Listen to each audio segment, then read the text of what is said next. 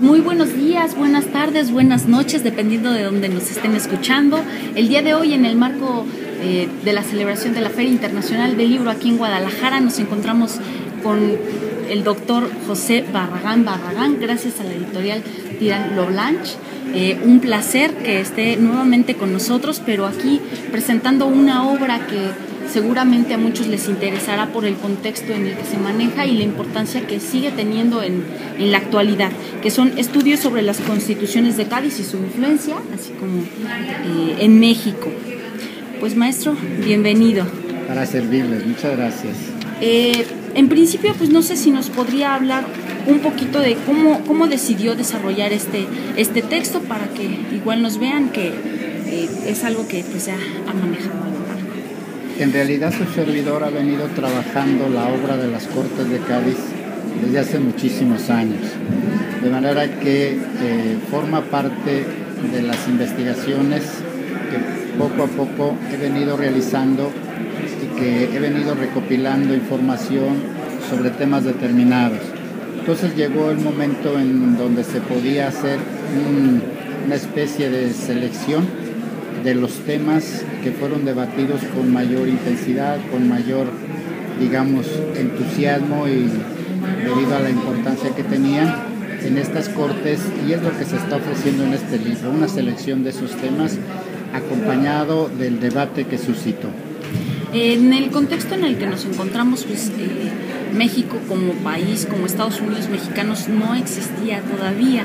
Estábamos en efecto, sí debemos de hacer hincapié en ese contexto histórico que está marcado por un acontecimiento que es el más importante en la vida, en la génesis de todas las nacionalidades latinoamericanas, y es el hecho de la invasión de los ejércitos de Napoleón sobre la península ibérica en el año de 1808.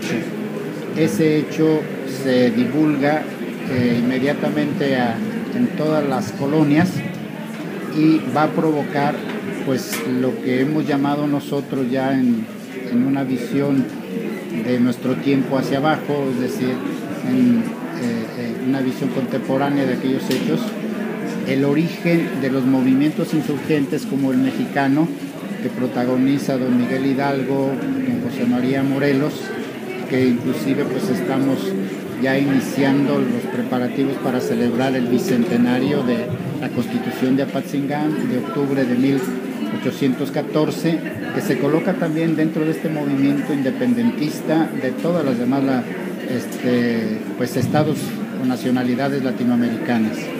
Y que se mencionaba en su libro que justo se crea este vacío, ¿no?, con esta invasión. Sí, en efecto, con la invasión de la península ibérica por los ejércitos de Napoleón, inmediatamente los reyes católicos fueron forzados a deponer su poder en manos del emperador Napoleón, y este lo declina a favor de su hermano José Bonaparte, de manera entonces que sí se crea un total vacío de poder en el imperio español, desde la cabeza, que es España, que es Madrid, por decirlo con su capital, hasta los últimos rincones de esa enorme geografía en donde se decía que nunca se ponía el sol.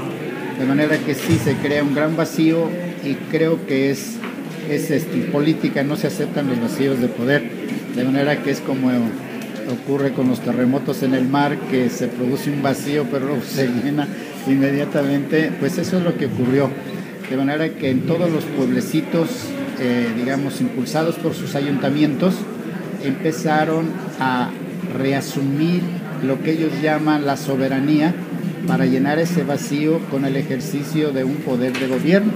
es decir, la soberanía en plenitud de ejercicio, y la fueron reasumiendo, pues en México el ayuntamiento que en donde estaba Primo Verdad como cabeza de ese ayuntamiento, reasume esa soberanía para ejercer el poder, se dice ahí, a nombre del rey don Fernando VII, que está imposibilitado para ejercerlo, pero precisamente para mantener la paz, conservar la tranquilidad y desde luego seguir impulsando el desarrollo de cada uno de estos municipios.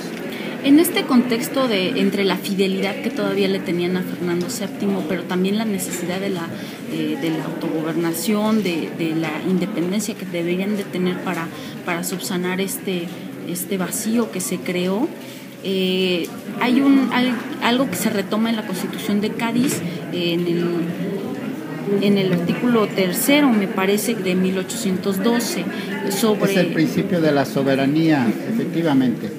Es interesante, en efecto, ver que los ayuntamientos se consideran como comunidades, que en la doctrina se les llama comunidades perfectas, es decir, que tienen la capacidad para escoger su forma de gobierno, que tienen la capacidad para darse sus normas fundamentales, es decir, su constitución, y empiezan a hacerlo de esa manera, además que tenemos nosotros constituciones desde 1810, 1811, anteriores a la Constitución de Cádiz, y desde luego tenemos la Constitución de Cádiz, que se debe colocar en ese mismo contexto, porque las constituciones municipales fueron convocadas por juntas municipales, las constituciones interprovinciales por juntas interprovinciales, y las Cortes de Cádiz fueron también convocadas por una junta, la Suprema Junta Gubernativa de Sevilla, de manera que el movimiento es general en todo aquel gran imperio,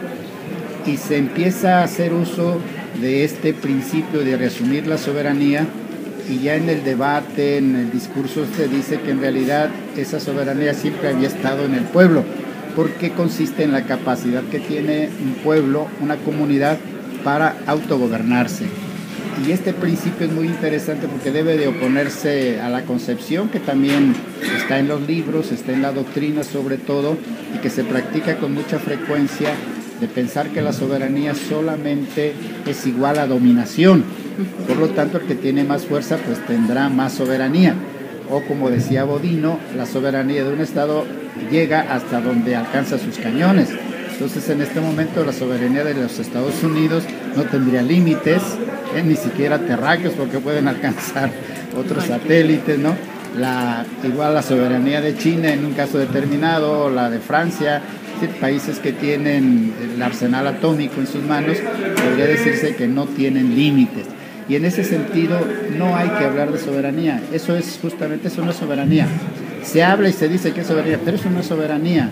¿Por qué? Porque es un principio de destrucción, es un principio de violencia, y creo que es lo único que los seres humanos que viven en sociedad, el ser humano que vive en sociedad, es lo único que no puede hacer ni le está permitido hacer, molestar a los otros. Por eso los ayuntamientos trabajan dentro de su territorio y dan libertad para que el ayuntamiento vecino haga lo mismo, porque en ese momento el vacío de poder es total. El rey es el que gobierna, y gobierna a través de sus representantes o virreyes. Si el rey depone el poder, los virreyes dejan de tener sentido ya y dejan de tener poder. Entonces, ¿quién va a hacer uso de ese poder? Nadie. A nombre del rey, nadie. Lo invocan, sí, por razones protocolarias, digámoslo ya, porque en realidad cuando ya empiezan a darse sus constituciones, ya es señal manifiesta de que su idea de independencia, su idea de libertad es total. De Francia, independencia de Francia, y desde luego independencia también de España, o sea, ahí ya no hay vuelta de hoja. Y retomando esto de las constituciones que fueron creadas en estos municipios, ¿por qué le cuesta tanto trabajo a la teoría constitucional explicar esta creación de estas constituciones, de esta autogobernación? Yo creo que porque existe en el medio de la doctrina constitucionalista, existe, digamos, una mala información. La doctrina constitucionalista piensa que las constituciones se deben de hacer conforme a esa doctrina. Es decir, que primero es la doctrina y luego son las constituciones, y eso no es cierto. Históricamente primero son las constituciones y ya después la misma asamblea recomienda que se haga un catecismo o que se explique la Constitución en forma de un catecismo, como se hacía la explicación de la doctrina de la Iglesia Católica, forma de catecismo, para que los niños pudieran ir aprendiendo desde las áreas de primaria, de secundaria, de prepa, como hoy decimos, ¿no? Pero en términos pues asequibles a esa educación. Y claro, también se recomienda que se creen en las universidades cátedras para explicar la Constitución. Y de ahí nace la teoría, no al revés. De manera que es un problema así de la doctrina. Creo yo que está muy influenciada por estas ideas de que la soberanía es igual a dominación. Entonces creen que un municipio pues no puede tener soberanía porque no va a dominar a nadie. Pero es que esa es la soberanía de verdad. La otra es poder, es fuerza, pues son cañones, es guerra. Eso no tiene sentido en ninguna parte. Lo tenemos en la vida real, porque somos violentos. Los Estados Unidos andan en todas partes, presumiendo de sus, no sé, invenciones últimas en materia de guerra, pero eso es lo que ni la moral puede aceptar, ni la política puede aceptar, aunque se nos dé todos los días, porque la convivencia es un principio de vida en sociedad, en donde si yo exijo respeto, para mí, yo lo tengo que dar al prójimo. Y si un pueblo exige respeto para sí, se lo tiene que dar al pueblo más próximo. De manera entonces que un ayuntamiento sí dicta su constitución, pero el otro que está al lado también, y el otro, y así tenemos un buen grupo de constituciones municipales que son extraordinarias porque tienen ya una concepción de la soberanía muy hermosa en este sentido, que es la que además tenemos nosotros en el artículo 39 de nuestra Constitución, y ese es el atractivo de estos libros, ver cómo nace todo este movimiento insurgente, todo este movimiento de independencia que nos da patria, que nos da lo que tenemos ahora, y que además está impregnada con sus principios en los textos que ahora mismo están en vigor, aunque luego nuestros políticos lo ignoren, nuestras autoridades, que son sumamente autoritarias y violentas, en el sentido de que no respetan los derechos humanos. Las comisiones de derechos humanos lo único que hacen es pues levantar la estadística de esas violaciones, que son de miles y miles en todas partes, pero está demostrando pues que ese es un camino que está reprochado ya desde el inicio del constitucionalismo. ¿Cómo surgen derechos con estas mismas constituciones, pero también surgen actos de discriminación que podría hablarse dentro de estos municipios con este vacío? Bueno, digamos que en efecto se reasume la soberanía para hacer uso de ella en el más amplio sentido de la palabra, y la expresión de ese ejercicio es el texto constitucional. En el texto constitucional sí se organiza, se establece la forma de gobierno. En todos los estados latinoamericanos va a haber una forma, se escoge la forma republicana. Los ayuntamientos escogen igual una forma republicana, pero abiertos a formar una comunidad más amplia, es decir, una república más amplia, como en realidad sucedió. De tal manera entonces que en cada constitución se escoge la forma de gobierno y se escoge la organización del ejercicio del poder que se le va a encomendar a esa república, los órganos de poder o los órganos políticos de esa república. Y entre las cosas que se van a discutir están los derechos fundamentales. Es decir, el pueblo es soberano y se concibe a la soberanía en estas constituciones como un derecho individual del hombre que vive en sociedad. Entonces la soberanía es un derecho del hombre que vive en sociedad, porque un hombre que vive aislado ni ocupa derechos, ni ocupa constitución, ni ocupa nada. Entonces cuando se vive en sociedad sí ocupa de ese poder de organización política en la que contribuyen todos los individuos de esa comunidad, y ahí es donde se discute un hecho histórico que es, digamos, el más hermoso en términos pues de discusión, de debate, porque bajo otra perspectiva pues es el más lamentable de todos los que pueden pasarle a una humanidad, como es la esclavitud. Se discute entonces la igualdad de derechos, se plantea ahí, la igualdad de derechos entre todos los habitantes de un ayuntamiento, y se declara que todos son iguales. De manera que en ese ayuntamiento donde ya tiene una constitución, el derecho de igualdad es absoluto, es total. Ahí ya no hay esclavos, ahí ya no hay diferencias entre unas clases nobiliarias y unas clases populares, o entre las clases de castas, que es la mezcla entre los españoles, los indígenas y las personas provenientes de África. De manera que todos son iguales, se declara así.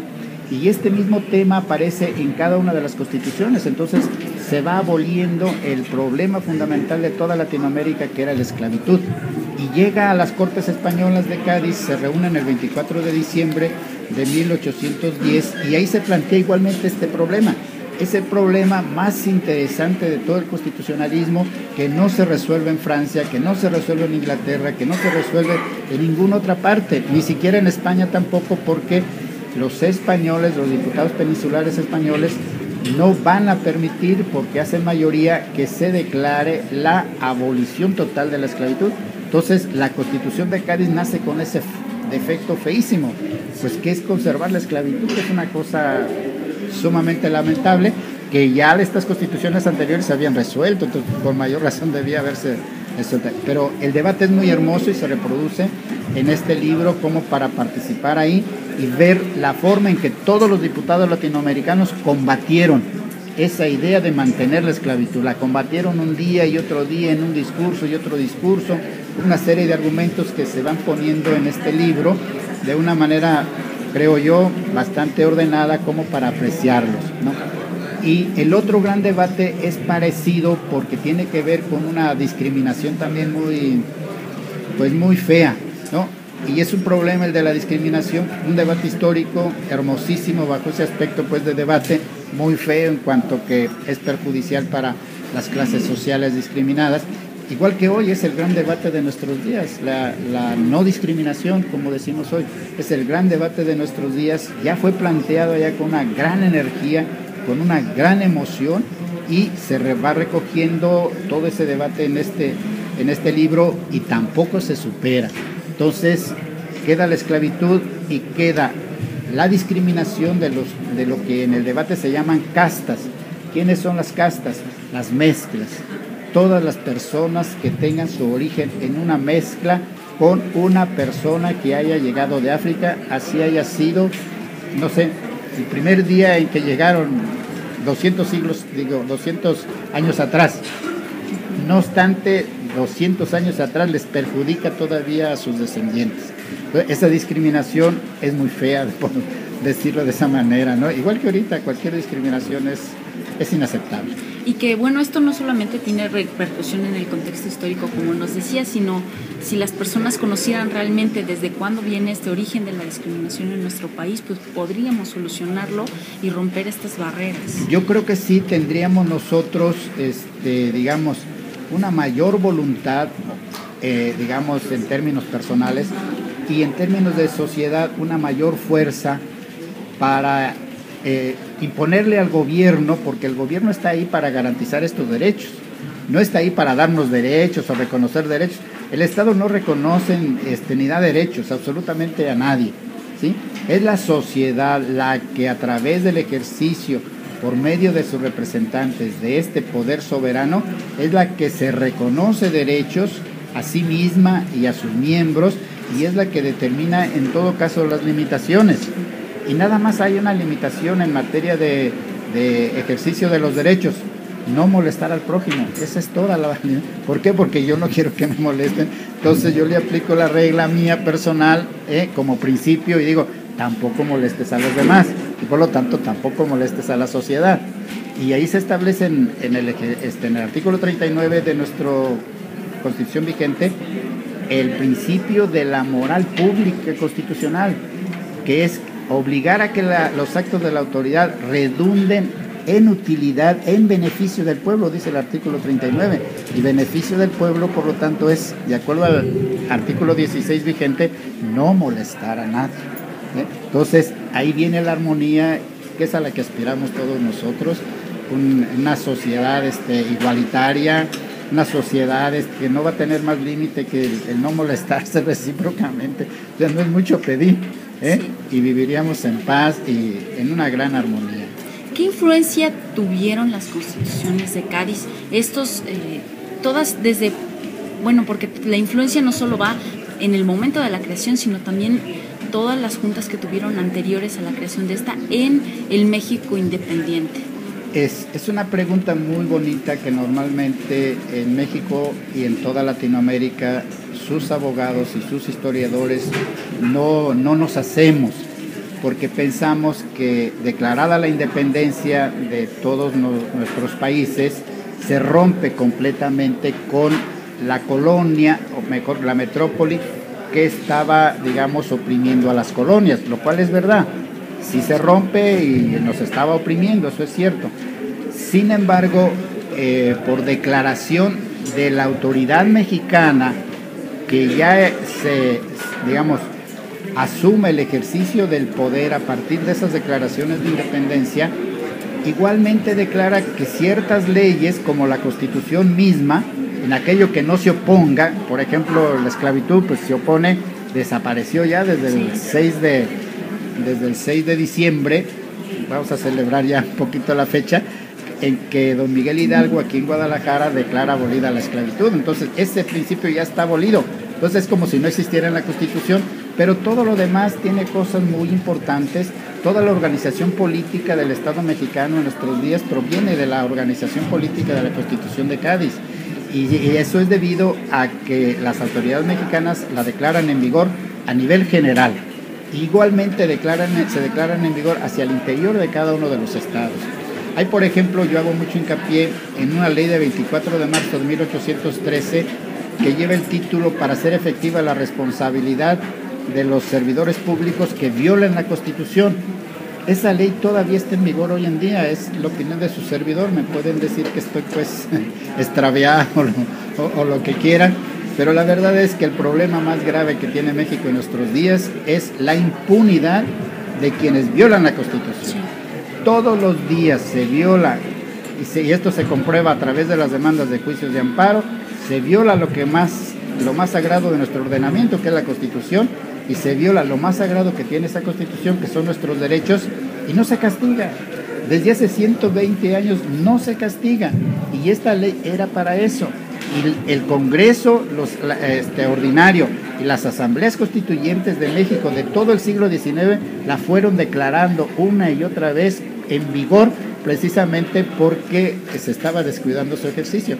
Y entonces la Corte, en los juicios de amparo, por un lado decía se ampara y se protege, pero por el otro decía se consigna a la autoridad que está violando las leyes. Esa es verdaderamente la gran aportación o algunas de las grandes aportaciones de esta legislación de las Cortes de Cádiz, que tienen en vigor hoy mismo en México. Y que hace falta la aplicación y la sanción para la protección. Exactamente, es decir, estamos en un Estado de Derecho desde entonces, lo cual significa que todos nosotros juramos obedecer la Constitución, estamos obligados a obedecer la ley, y si por cualquier razón no lo hacemos voluntariamente, vamos a ser acreedores a una sanción. Si la violación es muy grande, pues vamos a ser acreedores a que esa sanción sea de tipo penal. Y da la casualidad de que la violación a los artículos de la Constitución son delitos. La detención arbitraria es un delito, la tortura es un delito, y hay muchísimos amparos por ese motivo. Entonces, ¿por qué no se sanciona a ese delincuente que está cometiendo esos delitos todos los días? Y es todos los días, porque la estadística eso es lo que nos dice. Y que volvemos a lo mismo, no se respetan los derechos que en un principio fueron designados y autorizados por las mismas personas, es decir, por los mismos habitantes de nuestro país. Es decir, es la asamblea en un municipio. Si los municipios son pequeños, la asamblea es el ayuntamiento que está celebrando su sesión en la plaza pública, es la asamblea. Y ahí es donde se hacen estos planteamientos y en donde se reconocen todos los derechos que son inherentes al ser humano, al hombre. Eso es lo que se dice. Y entonces se dice, esos derechos se resumen en 4: el derecho de libertad, el derecho de propiedad, el derecho de igualdad, el derecho de seguridad. En eso se resume. Y luego definen cada uno de estos derechos. Y lo definen, traen unas definiciones muy hermosas que hoy no las tenemos. y que hacen falta. Y retomando en cuanto a derechos, apenas están realizando una serie de reformas en nuestro país en diversas materias, pero hay una muy en especial que es la político-electoral, en la cual planteaban igual la necesidad del derecho del individuo a participar en este ejercicio de derechos políticos, de derechos político-electorales, pero no tanto como del partido político, sino del individuo. ¿Cuál sería su opinión al respecto? En efecto, nosotros en este momento tenemos un planteamiento elaborado ya formalmente por el Congreso de la Unión en materia que ellos están llamando materia política, que abarca distintas materias, en realidad algunas de ellas que no son políticas, como es la transformación de la Procuraduría, que ahora depende del Ejecutivo Federal y en el caso de los estados del gobernador de cada estado, para transformarla en un órgano autónomo. Y están en efecto en la materia política considerando lo que son las candidaturas independientes. Se le está dando entrada a las candidaturas independientes. En realidad, el derecho de votar y ser votados proviene de esta etapa histórica. La primera, la primera elección popular es la que tiene lugar en estos ayuntamientos para reunir una asamblea con el nombre de junta o asamblea constituyente que se va a dar esa constitución. Es el primer ejercicio ya democrático. Y luego después tenemos nosotros ya la instrumentación de ejercicios democráticos más amplios que tienen lugar en todas las colonias del imperio para reunir a las Cortes Generales y Extraordinarias de Cádiz. Y desde entonces se establece el derecho de votar y de ser votados, que es la esencia de la democracia. Si se prohíbe el ejercicio de alguna de estas dos prerrogativas, no habrá democracia, definitivamente. Y aquí los partidos políticos la habían prohibido, no es que estuviera prohibida en la Constitución, que ahí estaba en el artículo 34 en relación con el 35, están las prerrogativas del mexicano, del ciudadano mexicano, estaban ahí, pero en los hechos los partidos políticos la habían suprimido diciendo que solamente ellos podían presentar candidaturas. Ahora están haciendo esa concesión, pero la están haciendo porque ellos se están haciendo unas concesiones muchísimo más, ¿cómo le diría?, más importantes para ellos, pero más perjudiciales para la comunidad, porque ellos están promoviendo la reelección, por ejemplo. Sí. Y la reelección no es que sea mala en sí mismo, pero la reelección aplicada a quienes son nombrados por el sistema plurinominal es una ignominia. Es una ignominia porque es trabajar única y exclusivamente para los santones de cada uno de los partidos políticos, que ya se reeligen siendo diputados federales, siendo senadores federales, siendo asambleístas en el Distrito Federal, o sea, se están reeligiendo ya entre ellos. Y si ahora se les autoriza la reelección para seguir siendo diputados, seguir siendo senadores, pues esa ya es una irrisión, eso ya no es serio. ¿Por qué no es serio? Porque los mismos partidos se pelean estas plazas y desde luego carecen de una absoluta representatividad. Ningún partido político tiene ni como militancia representatividad, digamos, importante con respecto a la población general del país. Ninguno. Y todos los partidos juntos no tienen tampoco ninguna legitimidad en la representación nacional. Por lo tanto, es hora ya de que cambien de sistema. ¿Por qué no se acepta, por ejemplo, que la representación sea únicamente para los uninominales y que el voto sea el que reelige? De acuerdo, pero no para los plurinominales. Los plurinominales que se suspendan completamente o que se los den a la sociedad civil para que efectivamente entre sangre nueva, entre legitimación nueva a esos órganos legislativos, y entonces digamos ya que tenemos una mejor y más legítima representación en esos órganos. Hasta ahorita no lo podemos ya decir, pero esa es la tendencia. La otra cosa sí realmente escandalosa que está promoviendo ahorita los partidos políticos es la transformación de una institución que ha probado ser buena, magnífica, como es el Instituto Federal Electoral, en algo que por su propia definición no es correcta, no es una institución buena porque va en contra del sistema federal que tenemos. Entonces ya por ese solo hecho, por chocar contra las formas federativas que tenemos, ya no va a quedar en armonía con todo el sistema federal que tenemos. Y ese solo hecho es ya enormemente perjudicial, y además se está haciendo sobre las rodillas, sin valorar, sin hacer diagnósticos en todos los sentidos, en materia, por ejemplo, económico, presupuestal, si va a ser, digamos, un menor gasto el que se va a tener, o sea, las elecciones van a resultar, por los diagnósticos que se han hecho a nivel de academia, pues enormemente perjudiciales, tanto bajo el aspecto económico como de organización, porque se va a centralizar todo. Entonces vamos a regresar, o vamos a ver cómo protestas que están en la periferia de la geografía nacional, en Yucatán, en Chiapas, en Baja California, por elecciones locales de sus ayuntamientos y de sus estados, pues van a tener que venir a resolver sus problemas al Instituto Federal, que ya se va a llamar Instituto Nacional Electoral. Entonces, ese tipo de cosas no se ha ponderado, y creo que se debiera de ponderar. Estaban planteando dentro también de esta reforma la facultad, por así decirlo, que tendría este Instituto Nacional de delegar funciones a los institutos locales, pero también de retirarlas en cualquier momento. Es lo más absurdo que se ha planteado en toda la historia del constitucionalismo mexicano. Es lo más irracional, es lo más vergonzoso, porque lo único que pretenden los partidos políticos, y hay que desenmascararlos definitivamente, es su propio interés, ¿sí? Ellos quieren nombrar a los consejeros que van a integrar ese nuevo instituto, nombrarlos en términos de partidarios, en términos de representaciones partidarias. Entonces, ¿por qué se engañan? ¿Por qué nos quieren engañar a nosotros? ¿Y por qué no suprimen tanta cosa y ellos mismos, como delegados, cada partido como delegado en una asamblea, pues resuelven el problema electoral y punto? ¿Para qué se están engañando? Entonces, es realmente un engaño, y creo que es lo único que no se puede permitir, pues, a una sociedad civilizada como la mexicana. Claro, y ahora para terminar, bueno, estas reformas han creado pues un descontento, una inquietud en toda la ciudadanía, pero ¿qué problemas traería la creación de este Instituto Nacional en el caso de los comicios?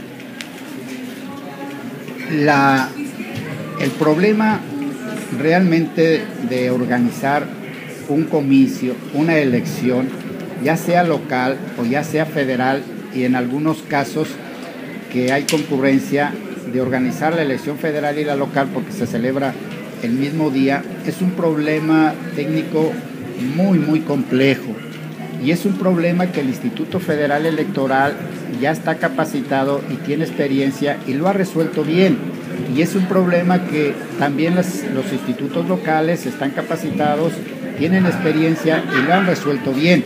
Entre otras cosas porque los consejeros de cada una de estas instituciones locales y dentro de la federal se van nombrando escalonadamente, de manera que la experiencia se va conservando, y esa experiencia se traduce en una buena administración de cada una de las elecciones. Eso es extraordinario, ¿eh? Pero si ahora lo que pretenden ellos, los legisladores, es inclusive destituir o, digamos, adelantar el finiquito del nombramiento de los señores consejeros del Instituto Federal Electoral que están ahorita ejerciendo sus funciones, retirarlos de ese cargo para que sean todos nuevos, se van a encontrar los nuevos, por muy excelentes personas que sean, digamos, desde el punto de vista de organización, de administración de elecciones, de sabiduría y conocimientos, les va a faltar la experiencia, y eso no lo da más que la práctica diaria de las cosas y el ejercicio reiterado de una misma elección, ¿no? Y sí tendremos nosotros problemas muy graves en este tipo de ejercicios, de comicios, como usted dice, o de elecciones en cada uno, ya sean de ayuntamientos, ya sean hacia el interior de la renovación de los poderes de un estado, diputados y gobernador, o ya sean las federales, que también están en la puerta, ya no están lejos. Pues algo más que nos gustara aportar para que nuestros escuchas también se pongan a investigar, porque es fundamental que antes de discutir una reforma hay que leerla, hay que estudiarla con detenimiento. Yo creo que sí se puede recomendar echar un vistazo a la historia, en este caso repasar los diarios de debates y los temas más importantes que se plantearon y que poco a poco han sido o han venido siendo resueltos, para tomar lecciones de ese fondo histórico, como es la obra de las Cortes de Cádiz, en particular por la hermosura de algunas de sus leyes que se declararon en vigor en México por la propia autoridad mexicana, para tratar nosotros de impulsar tanto la reforma política, que ahorita de la cual hemos estado hablando, como la misma reforma penal que se ha planteado en México desde el 2007, pero está mal planteada porque se plantea sobre artículos que están consagrando libertades y garantías, en lugar de hacerlo en la parte orgánica donde está el Poder Judicial de la Federación, que es a partir del artículo 94 al 107, o en lugar de hacerlo sobre el artículo 122, que es en donde se regula el Poder Judicial, entre otras materias, del Distrito Federal, o hacerlo en los capítulos 115, 116, por ejemplo, en el que les parezca mejor, en donde se regulan la organización de los poderes de los estados. No se ha hecho ahí, se está haciendo sobre las garantías y se está haciendo una reforma realmente mal hecha que está llamada a fracasar desde ahora mismo, desde su mismo planteamiento. Pues muchísimas gracias, doctor. Un placer que esté con nosotros. Esperamos pronto también tenerlo en alguna otra charla. Para servirles, cómo no. Muchas gracias. Gracias.